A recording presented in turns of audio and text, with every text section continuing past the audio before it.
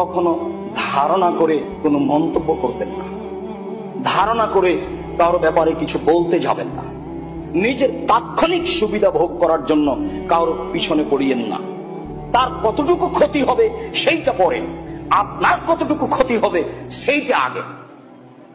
আপনি না বুঝে একটা মন্তব্য করলেন, না বুঝে একটা কথা বলে ফেললেন, না বুঝে একটা ফেসবুকে কিছু লিখে ফেললেন, যদি এটা ঠিক হয় তাহলে আপনি বিপদগ্রস্ত। সেটা যদি বদনাম হয় তাহলে তার বাঁচা যাবে না, তার হাতে ক্ষমা ছাড়া বিচারের মাঠে আর ক্ষমা হবে না। আর সেটা যদি অপবাদ হয় তাহলে 40 লাঠি না মারা পর্যন্ত আপনি দুনিয়াতেই পবিত্র হবেন না, পরকাল কি হবে সেটা পরে।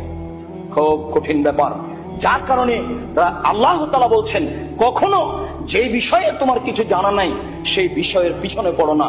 সম্মানিত দিনী ভাই বোন, পৃথিবীর সকল দিনী ভাই বোনকে আমি নাসিহাতের ক্ষেত্রে জোরালো ভাবে বলতে যাচ্ছি, ভুলেও কাজ করতে যায়েন না।